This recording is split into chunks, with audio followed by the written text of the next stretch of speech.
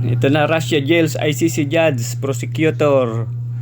Ayan kinulong ng Russia yung isang ICC judge prosecutor. Diba? Ganyan dapat.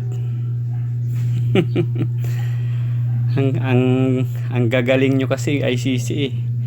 Akala nyo kayo na yung supreme, pinakamataas na court dito sa buong mundo.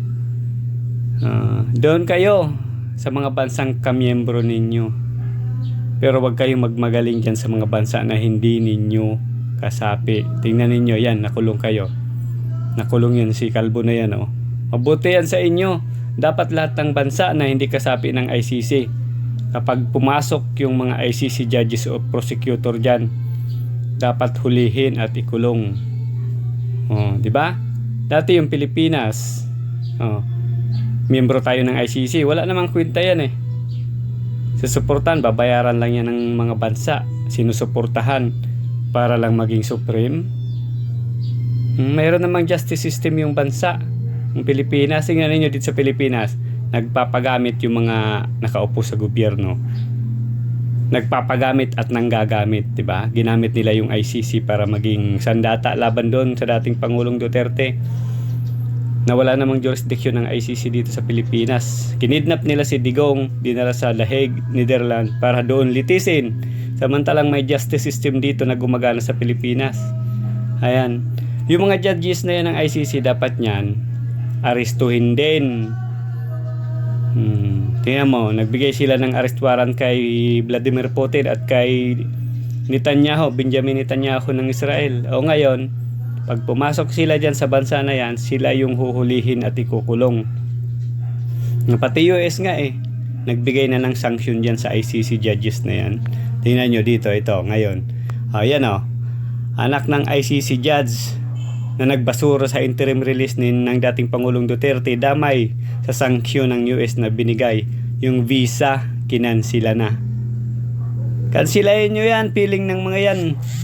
Mga supreme leader sila, mga supreme na prosecutor at saka judges. Mayroong justice system dito sa Pilipinas. Kaya sa susunod na administrasyon, kung sino man, si BP Sara, dapat magbigay ng kautusan na kung sino mang ICC prosecutor, judges, o kung sinong konektado sa ICC na papasok sa Pilipinas at mangingialam dito, dapat hulihin at ikulong. Kayo, agree ba kayo? Ako, agree na agree ako, kasi tayo naniniwala tayo o naninindigan tayo na hindi tayo papasakop muli sa ibang lahi, sa banyaga, di ba? Pero ngayon tingnan niyo yung mga nakaupo diyan sa gobyerno. Hindi nila ginagamit yung justice system dito sa Pilipinas. At kailangan pang ipadala si Duterte doon sa The Hague, Netherlands. Ano bang kasalanan ni Duterte doon sa The Hague, Netherlands? Wala, di ba? Kung dito siya may kasalanan sa Pilipinas, dito litisin. Huwag yung ipadala nyo dyan sa Netherlands na yan, sa ICC na yan, ng mga walang kwinta yan. Ginagamit yan ng mga teroristang grupo. Sabagay, nandito rin yung mga teroristang grupo sa Pilipinas kaya nagiging kasangkapan yung ICC. Ginagamit nila para makaganti sila dun sa mga kalaban nila sa politika.